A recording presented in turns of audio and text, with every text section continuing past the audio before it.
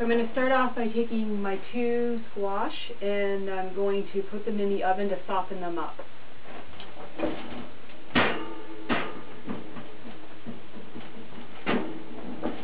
We're going to bake them at 375 for about 20 minutes. Squash and slice them in half.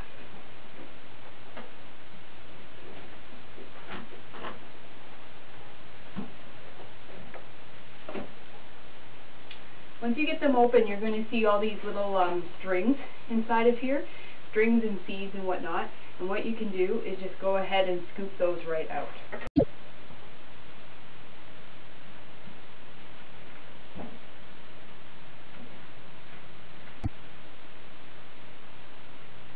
Be really careful because they're really, really hot.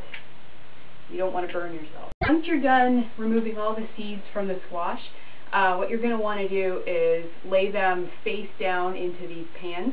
These are Pampered Chef stoneware pans, which if you have a chance to buy, they're great. I've used them for 4.5 years and never burned anything on them, so they're fantastic.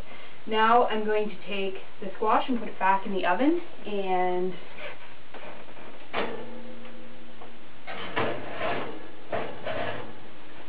I'm going to let it finish off its baking. So the squash is finished cooking, and you'll be able to tell when it's done based on if you can stick a fork basically all the way through the center. And this is the largest chunk I have. So if I can do this, then it's pretty good. And we're not making baked squash here, so the idea was just to kind of cook it first. And now we can get on with making the soup.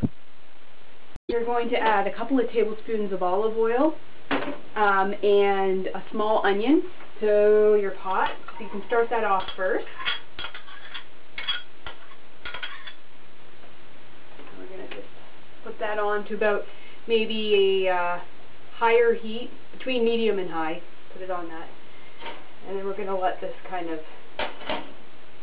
get the onion cooking first. You can actually use onion if you want. You could use green onion if you want. I know that leeks make a really nice soup. Chives would also work. I just happen to have an onion in my fridge, so that's what I'm going to use. So this is what the onions look like as they're cooking. You're just going to let these cook until they get a bit more brown,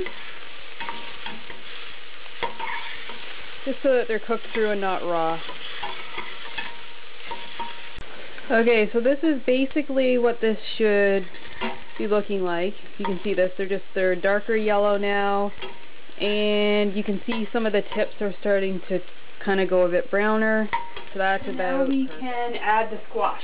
This is what I have from those squashes that we scooped out, and I'm literally going to take this and just put it right into the soup pot.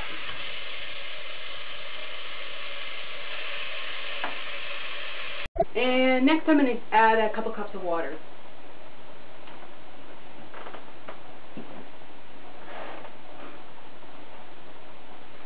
Once this all starts simmering, what you can do is start mashing it up.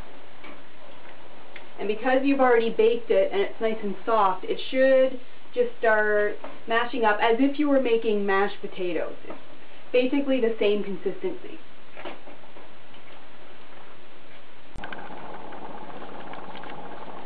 Okay, so as this simmers, you're going to throw in a couple of tablespoons of vegetable broth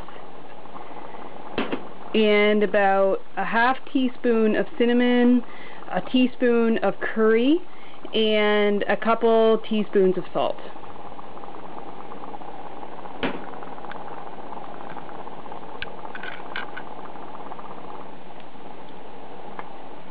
It should be getting nice and thick by now.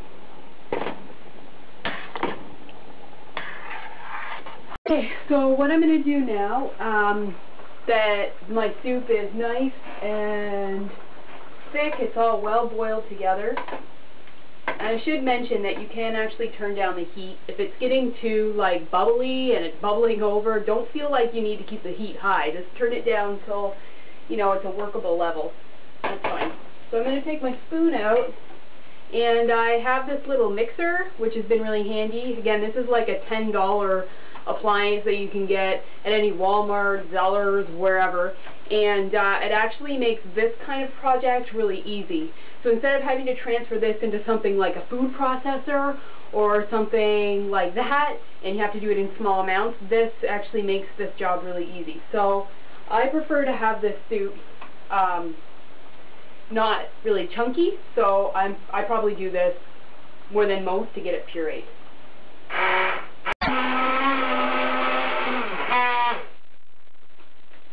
Kind of noisy.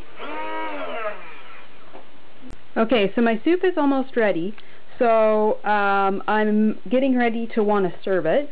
And for presentation purposes, I've cut up thin slices of apples. Apples and squash go really, really well together, and this will add a lot of flavor to your soup. So all this is literally thin little pieces of apple that I have cut up, and it'll probably only take about 5 minutes for them to brown. Okay, so here's the soup pretty much done, and then to add presentation, what we're going to do is take a little dollop of plain yogurt, just dab that there in the middle, and then we're going to take these apple croutons and just lay them right on top.